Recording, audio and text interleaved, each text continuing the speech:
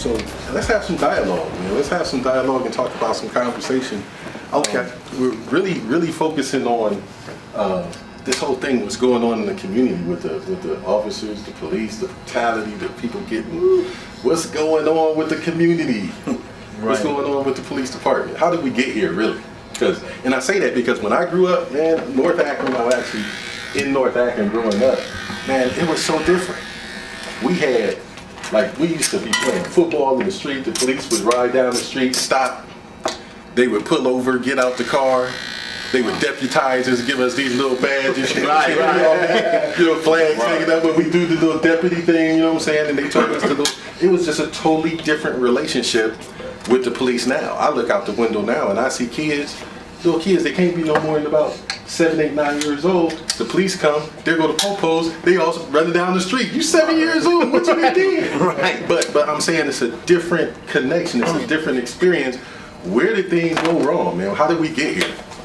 Wow. One thing that's happened is that the whole shift to what they feel police officers should do changed. And there's kind of a history to this. You can almost go all the way back to, and I'll say, the LAPD. And I'll say that, and I always smile because I know a lot of people who hate the LAPD. I have some relatives who are conservative.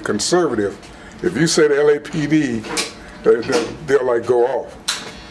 But I think what happened with them a long time ago, historically, there was corruption in that police department.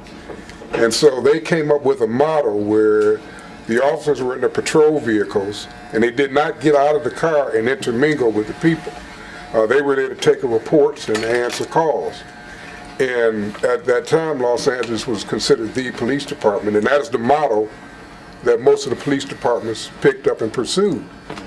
Now, when I grew up in Cleveland, we knew a lot of the policemen, what you're talking about, that actually walked the beat. And they were some pretty tough men. Mm-hmm. And basically, if they told you to do something, you did it, all right? For a lot of different reasons, but you did it, okay, sure. So, but that's kind of a history. And then as the calls that officers respond to have increased, it has been more and more difficult for the officers to actually get out of the car and intermingle. Now, the suburban departments, like where I work, we do that. We do that quite a bit. But our call volume is not the same as perhaps in Akron or Cincinnati or Cleveland or some other places. So I think that's what happens. I think that they're now going back and they're seeing that this is something that the police have to do. So the officers, you're going to see a lot more, I think, interaction that you mentioned with the police officers. Okay. So how does the long answer, I guess. Good answer, but let's look at the communication, because I don't know, Rob, I don't know what y'all hear, but from what I hear, it's almost like as soon as you engage the police officer, there's immediate tension. There's not even an opportunity for the tension to build. It's just immediate tension. And I talked to a couple of officers, and their spill on it was that there used to be an immediate respect that automatically came.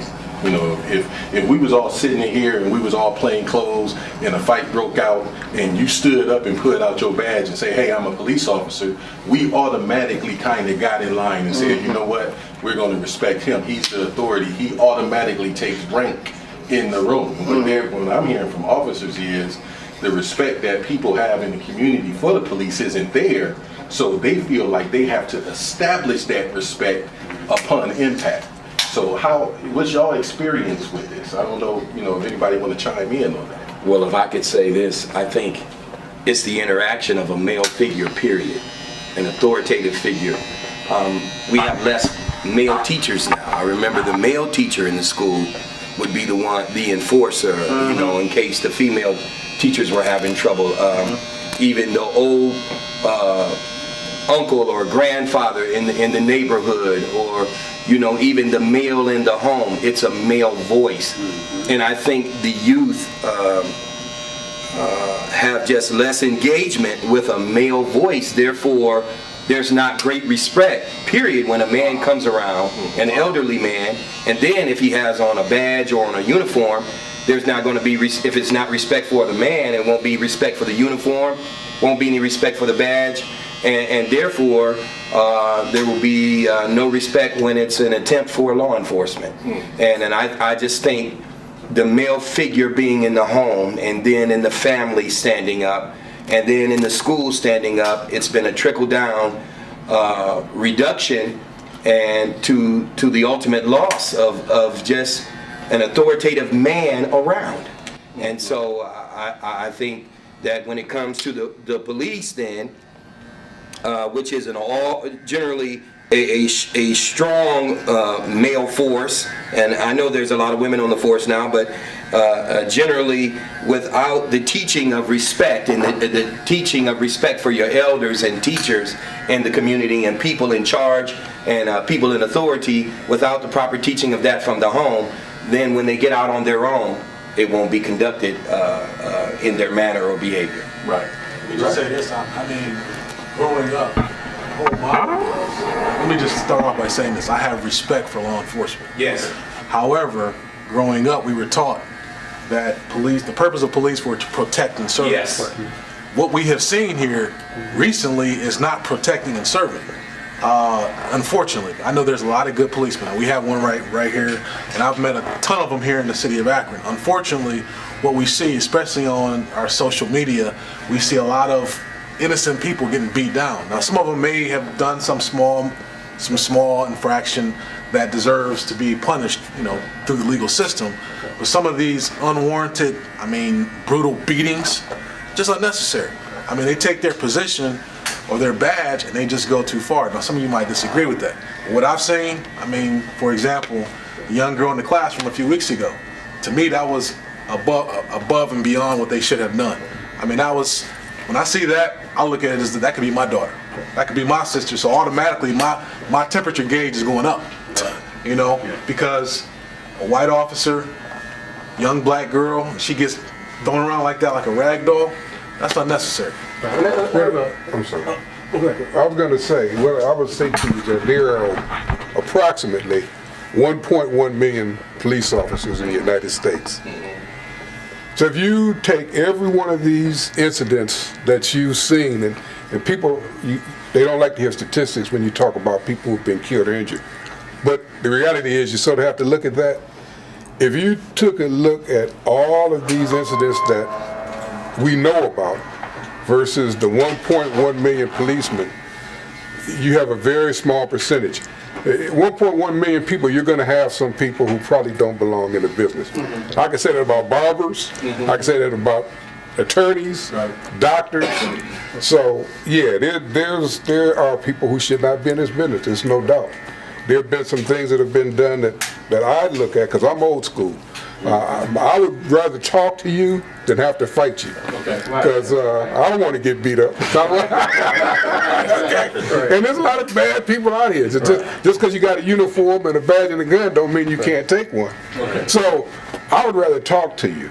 And I think in order to earn your respect, I got to get to know you. I can't just walk in here. If I walk in here one day and start talking bad to everybody, and you've never met me before and I've never met you, we're not going to have any level of respect. So I tell the younger officers that you got to earn that. Nobody's just going to give that to you. You got to earn it.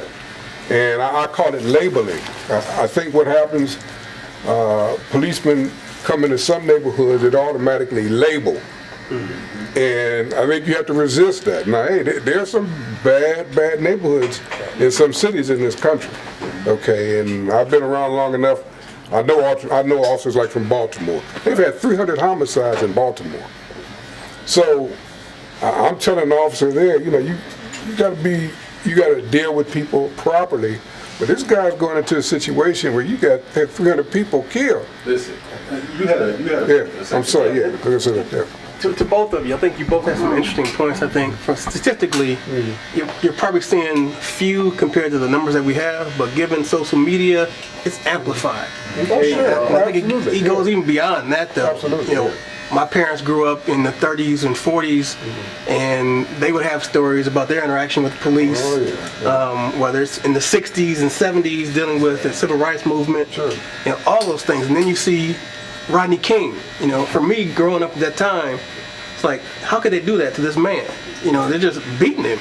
So at some point, you keep seeing all this, you build this lack of respect for the people we're supposed to be protecting and serving. So I think throughout this time frame, you've gotten this interaction with people, and it's on both sides. And I'm sure the police are tired of seeing this on the TV, you know, on social media, and then the people are tired of seeing it as well, tired of it happening. So you have this conflict that's going to be there regardless of whether you know that person or not. You're going to be on guard because you've seen that. This actually changed the game. It did. This It changed did. It changed the game, but It at the did. same time, I think it's on both sides because I sympathize with police. Yep. I'm one of those ones, and Scooter, we had it out about this. I was like, you know, I think that all teachers should have tasers. These are some bad kids. Right. You know what I'm talking about? I think the two highest professions in America should be teachers and police officers because it is not easy dealing with us, especially, you know, man, I had a situation where a teacher said that it was like the fourth day of school, and they called her, or he called the teacher, or he called the parent.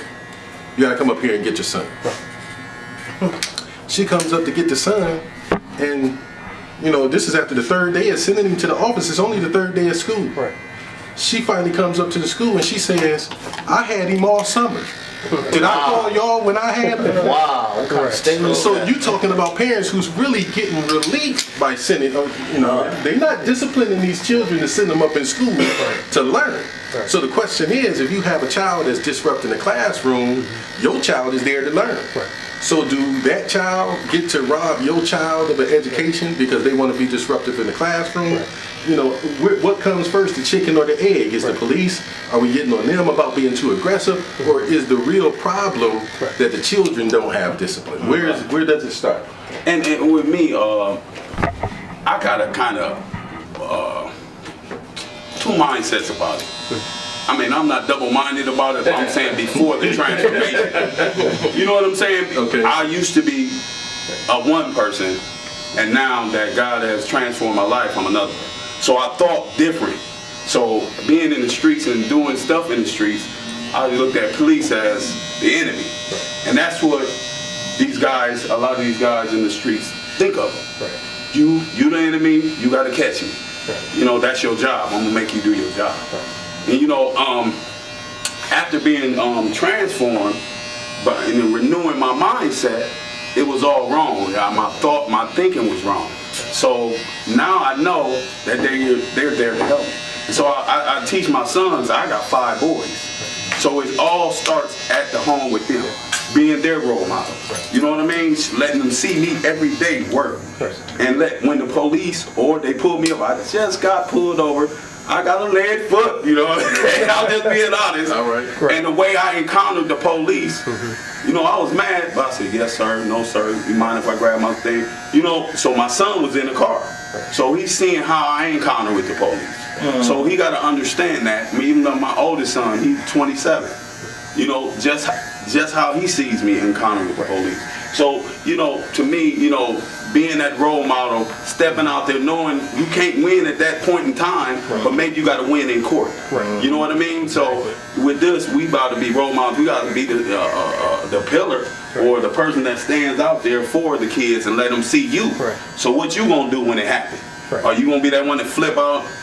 You can talk a good game, but when they pull you over, when you get wrongfully accused, are you gonna still be that person you talking about? You feel what I'm saying? So talking is loud, but when you actually walking in them shoes or actually happens, what you gonna do then? So that's what I encountered within myself. And I got mad. I seen my son, I said, oh, this is a teaching moment. You feel what I'm saying? Yep. I gotta be someone else so he can be someone else. Right. You know what I'm saying? So that's how I'm with the police, you know. And I know they there to help. You know what I mean? And everybody ain't not gonna be good. Everybody is not gonna do what you think they gonna do. But you know what you gonna do. So you gotta be the one to step up and be the bigger person and walk away or whatever you gotta do. But you gotta keep your family safe. That's a true point. But Walter Scott ran away. He still got shot. Right. I mean, Tomir Rice, I mean, it's two sides. People go from law enforcement say, well, I can see it as being justifiable, but that was a 12-year-old boy that had a fake gun. He's dead.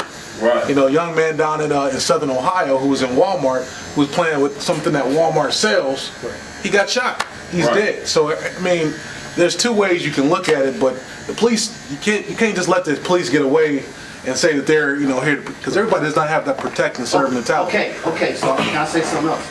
Okay, so I agree with what you're saying, but what we also got to remember that times have not just changed with our race. Times have changed with all races, so we got these same police coming up. That's almost like the same people they dealing with. And that's a scary issue. And I think with me personally, that it started with the prayer being out of school. That's why I like this, what's happening right here with this talk. Because it started, for me, with prayer out of school, and it started with that discipline our children, how we discipline our children. And then I think that kind of was geared towards, that's just my conspiracy theory, y'all, so don't get it twisted. You know what I'm saying? This is just me. I thought it was geared for one race, but it ended up affecting all. Just like with drugs. They shot the drugs in one department, but it ended up affecting all. You see what I'm saying? So I agree with what you said. We got cops, we got police officers coming up that are just as bad as the people they dealing with. So that's just how I feel. But are they bad or are they scared? Maybe that's a good word.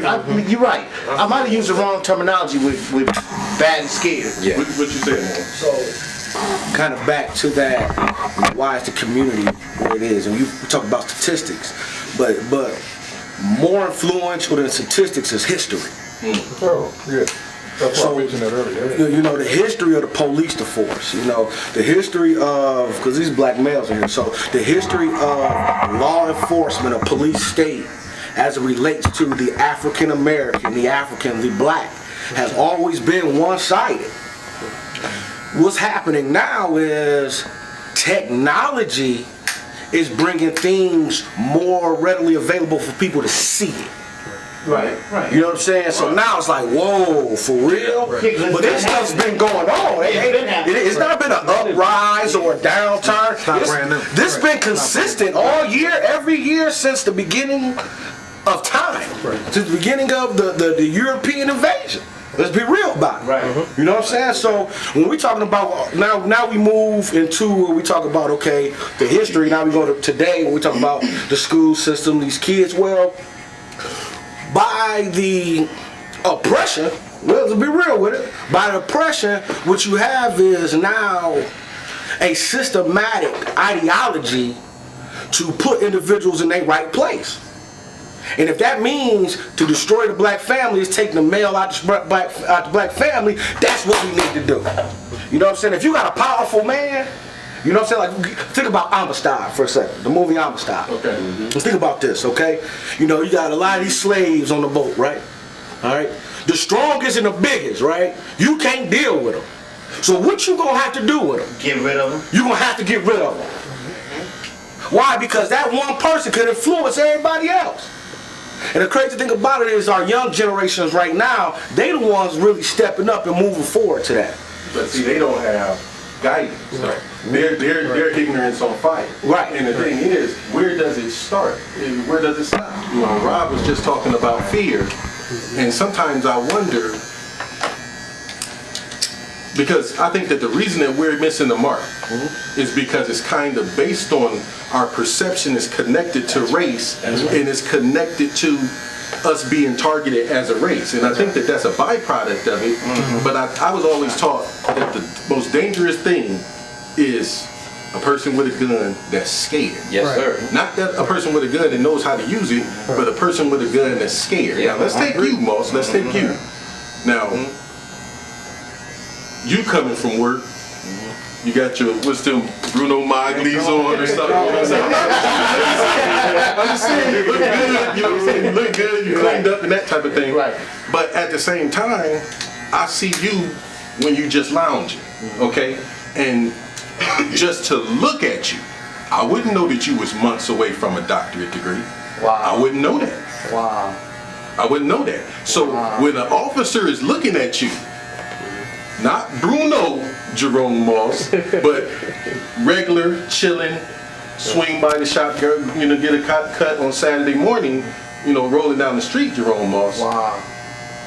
They perception of you, you dangerous. If I'm scared of you already because the image that I have of black men, if I'm scared of you already, and then I'm going to change the whole way that I approach you, just the fact that I see your hairstyle through the rear view window on the back of your car, I see that, long beard, you know what I'm saying? You know, long beard. See, you know, that's been ingrained in the people that you grow your beard long, that's an act of defiance. Well, that's the point I was trying to make about labor. I try to talk to young officers. I say, you don't label. You got to go in and everybody's got a clean slate. Now, you have to be out there protecting yourself, okay? But you got to have a clean slate. So I'm not going to walk up to you or walk up to your car and make assumptions, okay? With that situation, I think that labeling thing is being milked way too much. Like, you know what I mean? Especially because I'm 24 years old.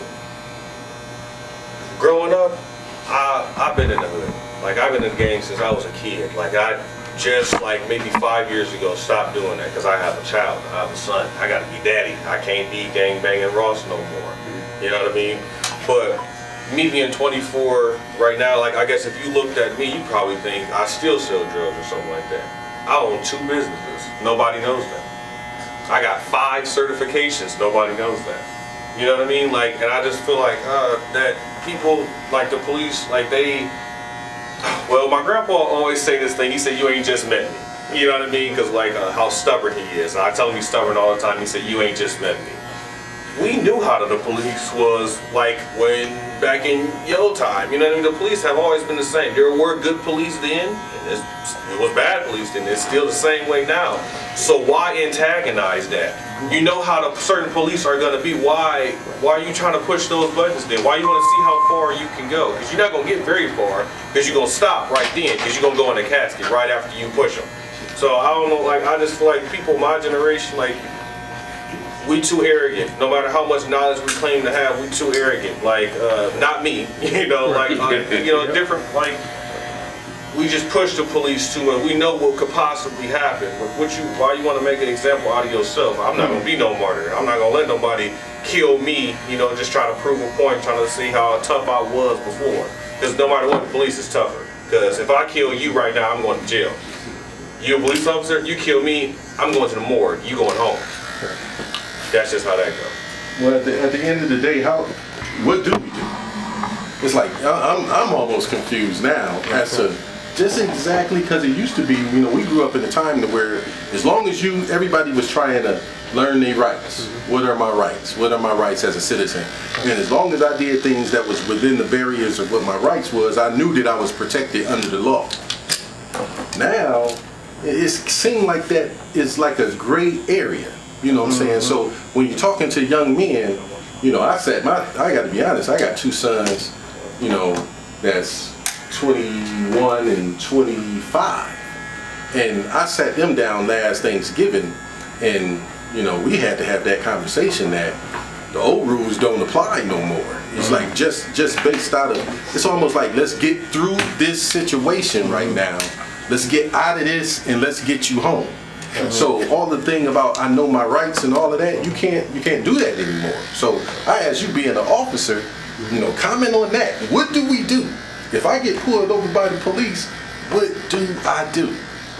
Well, I think the best thing, I think a couple of you all have already mentioned it. I just think you have to go along the program so you can walk out of that situation. But the other thing that you have to do is exercise your rights as a citizen.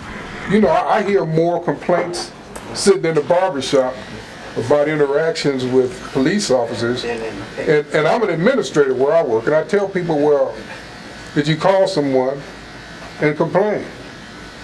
No. But you're here complaining, all right? So I've had people tell me how they got treated in Copley, and I said, well, did you call me? No.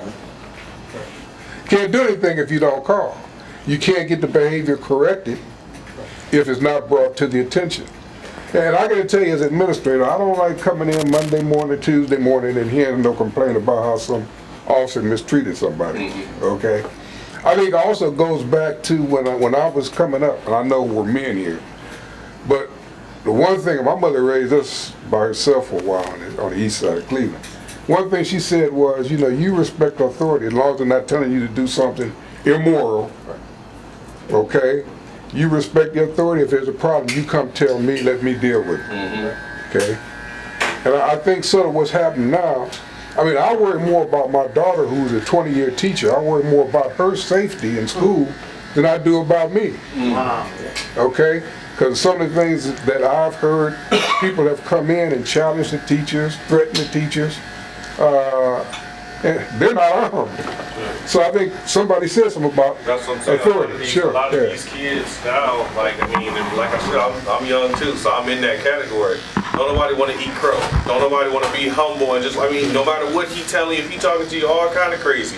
So you can get out of that situation just, you know how black people handle some problems anyway. I'm not all black people, but you know people, we get angry, we get belligerent, we can get ignorant, you know what I mean? But in that situation, like I said, don't antagonize him. Don't show how your attitude is. So don't let him let him see that he getting to you, because that's how it's gonna keep getting escalated. Don't nobody wanna just be humble, just let him do what he gonna do, let him talk to you how he gonna talk to you so you can drive on the way. Because you can go home, like I said, you can go home or you can go to the morgue. You pick.